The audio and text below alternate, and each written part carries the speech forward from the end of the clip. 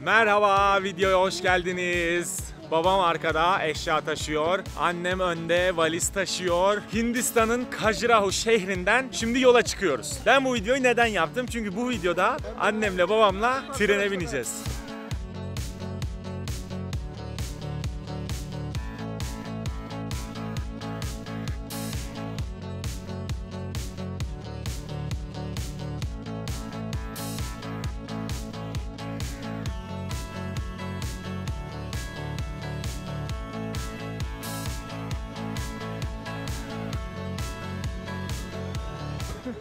Bay bay. Babam burada İngilizce ve Hintçe bilmemesine rağmen arkadaş edindi. Onlarla vedalaştık. Şimdi tren istasyonuna gidiyoruz. Ben yıllarca buraya geldiğimde sürekli aynı trenlerle seyahat ettim zaten. Gelen grupları, benimle gezmeye gelen grupları da aynı trenlerle seyahat ettirdim. Şimdi annemi babamı da o meşhur Hint trenlerine bindireceğim. 8 saatlik bir yolculuğumuz var. Bunları göstereceğim size. Şimdiden keyifli seyirler diliyorum.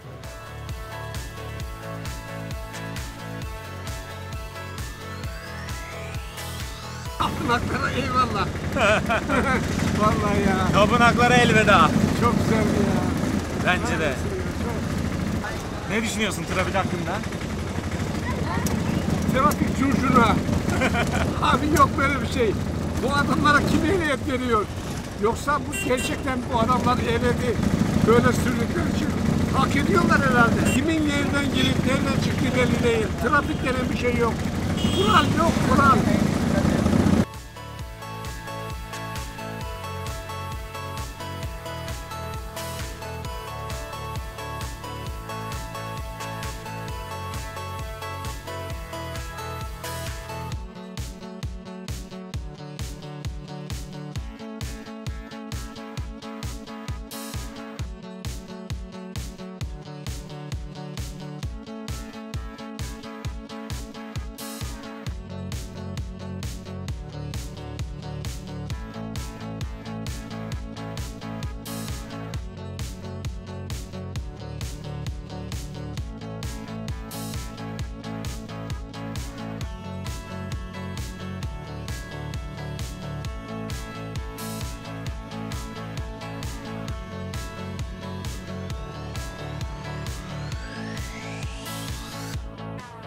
Hindistan'da trenlerde 5 farklı sınıf var. Bir bu arkamda gördüğünüz bu içi inanılmaz kalabalık olan sınıf var. Bu second class olarak geçiyor. 5. sıradaki sınıf. Bu vagonda yolculuk yapmak istiyorsanız sadece size trene binme hakkı veren biletten alıyorsunuz ve yer bulabilirseniz oturuyorsunuz, bulamazsanız yerde oturuyorsunuz. Sadece bu trenle yolculuk yapabiliyorsunuz. Bunun neredeyse aynı versiyonu, sadece yatak numaraları belli olan, fazladan kimsenin genelde binmediği ama tabi burası Hindistan, yerde de insanların seyahat edebildiği ama en azından sizin yatak numaranızın belli olduğu sleeper class var. O 4. seviye, yani 4. sınıf biletler oluyor. Bu second class ve sleeper olanlarda camlar açık, gördüğünüz gibi herkes dışarıya yiyor, içiyor, atıyor, tükürüyor. Daha sonrasında klimalı sınıflar başlıyor. İlk 3 sınıfta klimalı. 1. sınıf, 2. sınıf ve 3. sınıf olarak ayrılıyor. Şimdi 3. sınıfın içine gideyim. Şimdi bu içinde olduğum sınıf 3. sınıf. Klimalıya geçiş yapıyoruz ve yataklarda yastık veriliyor, nevresim veriliyor ve battaniye veriliyor. 4. ve 5. sınıflarda bunlar da yok kesinlikle. Bu sınıfların, bu klimalı 3 sınıfın en düşüğü AC3 olarak geçer. Burası AC3. Üstte bir tane yatak, ortada bir tane yatak ve en altta bir kişilik yatak var. Hemen şöyle koridorun bu tarafındadır bu yataklar. Şöyle bir koridor ve sağlı sollu ikişerli yataklardan 6 tane yatak var burada. Koridorun öbür yanına baktığımız zaman burada bir üstte bir altta 2 tane yatak var. Buralara side deniyor. Şu yatak side upper, bu yatak side lower. Benim bu trenlerde en beğendiğim, en seyahat etmeyi sevdiğim yatak şu yatak. Bu üçlü sistemi olan vagonlarda dik olarak oturabildiğiniz, İstediğiniz her şeyi yapabildiğiniz tek yatak burası. O yüzden benim en sevdiğim yatak burası. Şimdi bizim seyahat ettiğimiz 2. sınıf vagonu göstereceğim size. Burası da 2. Bu 2. sınıf vagonda perdeler ekleniyor. Koridorun bu tarafındaki yataklar yine 2 tane. Bir altta bir üstte, side upper, side lower olarak. Bu taraftaysa 2. sınıfın farkı şu. Üstte bir tane yatak var. Altta bir tane yatak var. Artık daha rahat oturulabiliyor bu yataklara. Çünkü ortadaki yatağı elemişler. Ve geri kaldı 1. sınıf. Ben 1. sınıfı bu zamana kadar hiç görmedim, binmedim. Bana fiyatları gereksiz pahalı geliyor. Ben 2. sınıfa da 3 yıllık toplamda 9 aylık Hindistan gezi geçmişimde ilk defa onlar sayesinde bu sınıfta yolculuk yapacağım. Benim yolculuk yaptığım sınıf her zaman 4. sınıf sleeper olarak geçen, yatak numaranızın belli olduğu, birileri sizin yatağınızı paylaşmak istese bile burası benim yatağım kardeşim, ben parasını verdim, lütfen git ben uyuyacağım diyebileceğiniz sınıflardı. Pencereleri açıp püfür püfür yolculuk yaptığım sınıflardı. Birazdan bilet görevlisi gelecek, biletlerimizi kontrol edecek. Daha sonrasında çarşafımız, nevresimimiz gelecek. Battaniyelerimiz zaten burada, yatakların üzerinde. Şurada var 2 tane yastığın yanında, bu tarafta var. Uyur muyuz, uyumaz mıyız bilmiyorum. Ben uyuyamam. Uyuyamaz mısın? Mümkün değil. Hadi ya. İyi ki şu telefon var, oynayarak gideriz, becerebildiğimiz kadar. Bakın duracağız. Başka türlü vakit geçmez. Buradaki şartlar, durum seni rahatsız etti mi etmedi mi? Hayır ben Gözlüğünü koyacak bir yer bulsan uyur musun yani? Hayır ben şöyle bir kenara kıvrılırım. Çarşaf varsa da hiçbir yere değmiyorum baksana. Tickets 19, 20, 21. Names. Anil Cafer Meral. Okay. Your proper IDs. Gördün mü nasıl? Gördüm, korktum oğlum. Dur bir dakika. Ama olmaz böyle bir şey. Bin bakalım.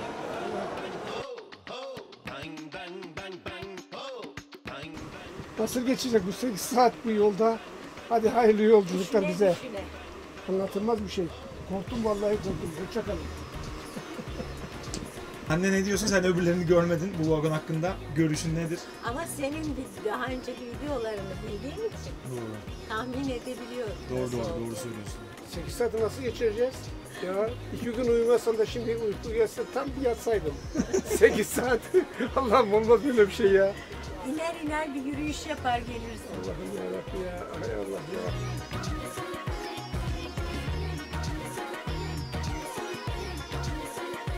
Ayakkabıları falan çıkarttınız, alışıyor insana. Oturuşa falan baksana. 9 kilo rahatsız oturuyoruz. Ya mecbur kabulleniyorsun. Alışmak değil de Yok ya, o kadar kötü olmadığını anlıyorsun aslında vakit geçince. tabii karşılaştırıyorsun bazı şeyleri ama Yok ilk anda korktum lan içeri girince. Ha? Ben koltuklu bir yere oturacağız zannediyor. Yataklı tren baba, uyuyacağız, gece yolculuğu.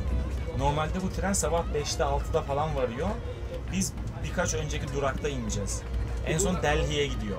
Anons ediyorlar mı bunlar? Yok, etmezler. Baba, Evet. 20 dakika bekleme varmış. Ne yapalım? Benim kankaların yanına gidelim. Ben şöyle annen şeyini kapatayım istersen. 5. sınıf mı senin kankalar? Demek ki gittiğim yerde onun çok ilginç. 5. sınıf mıydı orası ya? 5. sınıf. Ya gel. Gel öbür tarafa bir gidelim benim kankaların yanına gel. Gel hadi. Yürü.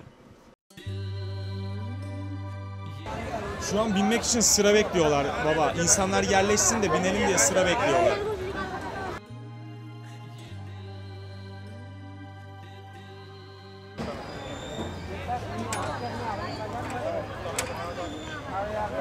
सब जगह हो जाएगी तंतन हो जाओ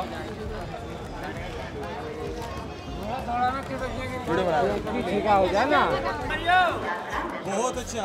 आप कैसे हो? अरे आप तो हिंदी जानते हो आप क्या जानते हो बोलो तो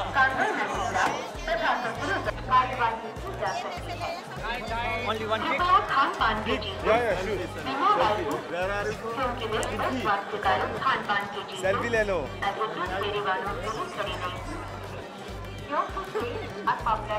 Thank you.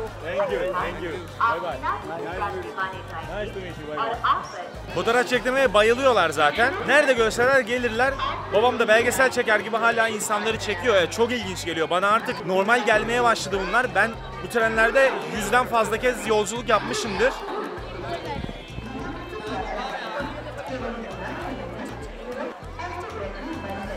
Ben bu trenlerde 100'den fazla kez yolculuk yapmışımdır ama babam ilk defa böyle bir şey görüyor. Ya, Türkiye'de de bu kadar kötü durumunu görmemiştir muhtemelen. O yüzden babama çok daha ilginç geliyor. O da videolarını çekiyor şimdi unutmamak için. Türkiye'ye döndüğü zaman da hatırlamak için video çekimlerine devam ediyor.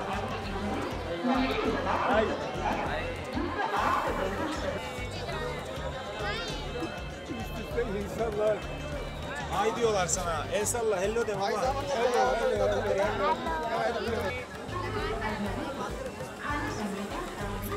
Namaskar.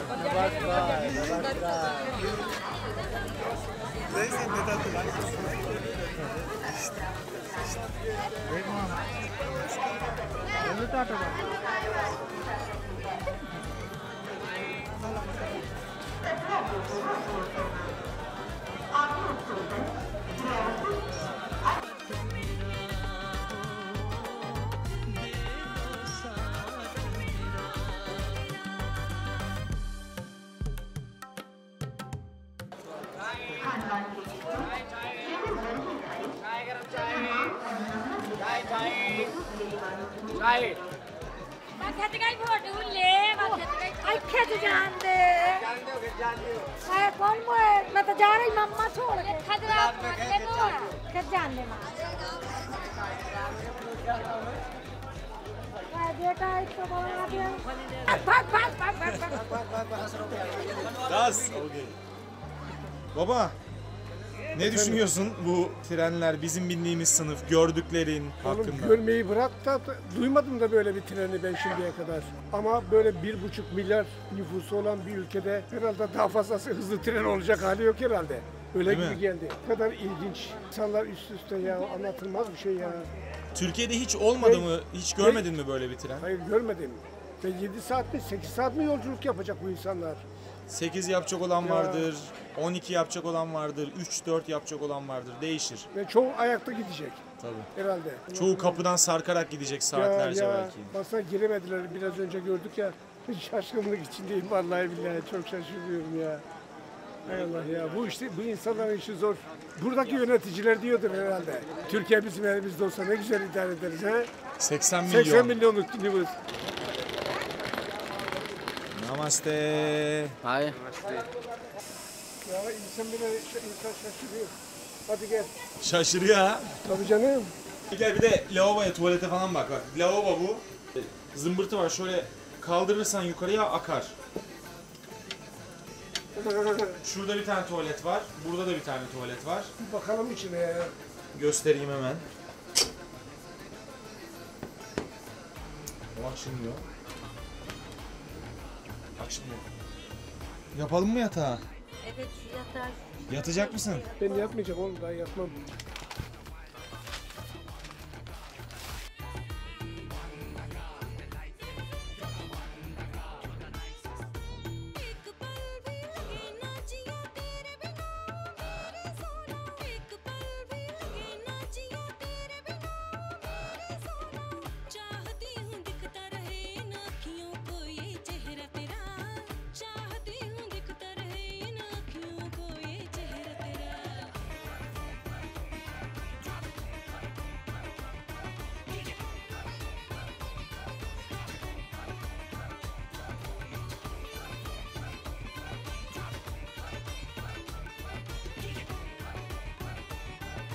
Dünya varmış oğlum, sen de diyorsun ya. Oh şöyle bir nefes alayım. Gerçekten mi? Vallahi üzerime ben battaniye falan almam, çok sıcak. Ana. Baştan şaşırdık ama sonradan alıştık. Köylü çocuğu olmamızın faydası bunlar. Tabii. Hani uyumazdı. Alıştım gayet, alıştım. Uyuyacağım. Hadi iyi geceler, bay bay. İyi geceler. Of. Anne sen öyle oturmaya devam edecek misin? Ulan ne yolculukmuş ya, vay be. Hindistan'dan gideceğim diye vallahi üzülüyorum bir taraftan ha. Böyle renkli bir hayatı nerede bulacağım ben ya? Sokağa çıkıyorsun, domuzu var, devesi var, İneği var, ineği var. köpeği var. Her şey iç içe. Kimse kimseye zarar vermiyor. Hiç. İnsanlar da öyle ya. O trafikte falan, memlekette falan olsa Türkiye'de korna çal, 2 sefer arkasından biraz sert çal. Yeni ne var lan, bir şey mi var der. Ne bağırıp çalıp duruyorsun diye. Burada kimse kimseye kızmıyor, etmiyor. Trafikte hatta hafif dokunuyor öndekiler veya arkadakiler birbirine. Ondan sonra hiç bana mısın demiyor ya. Şöyle bir bakıyor, çekip gidiyor yandan.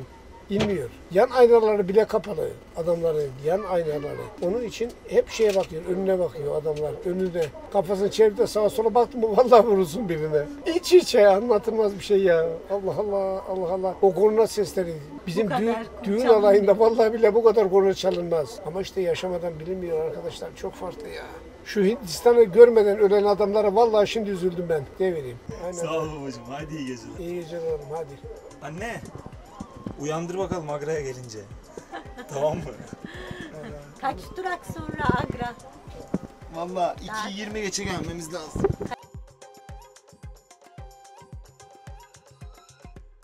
Sekiz saati nasıl geçireceğiz? Ben uyuyamam. Uyuyamaz mısın? Mümkün değil. Hadi ya.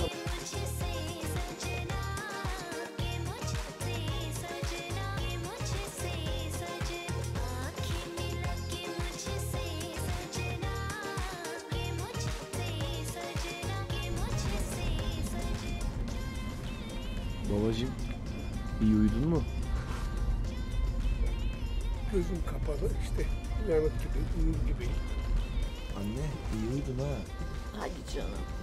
Hiç uyumadım. Yapma şimdi. Tabii. Daha yeni uyandırdın. Uyandırıp da canım yani. Yapacak bir şey yok. Bu gerçeği kabul et. Hindistan treninde mışıl uyudun anne.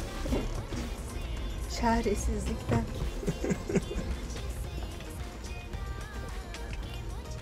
Yavaş yavaş bekleyelim. Evet, hazırlandık. İniyoruz. Yolculuk güzel geçti. Uyudu ikisi de. Her ne kadar uyumadık deseler de uyudular. İstasyona geliyoruz. İneceğiz şimdi. Kapıda. Hazır kıta bekliyoruz.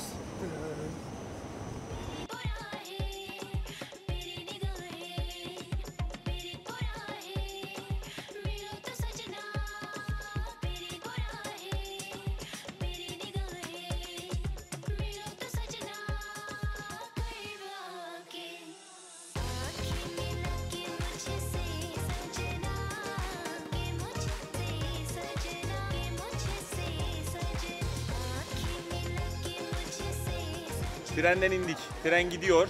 Saat 2'yi 40 geçiyor. Bu saatte indik trenden. Otele gideceğiz, uyuyacağız ve gezimize devam edeceğiz. Gezinin diğer videolarını izlemek için, annemle babamla olan diğer videoları izlemek için lütfen kanalıma abone olun. Videoyu beğendiyseniz aşağıya bir beğeni bırakın. Ve söylemek istedikleriniz, paylaşmak istedikleriniz varsa yorumlarda sohbet edelim. Bir sonraki videoda görüşmek üzere.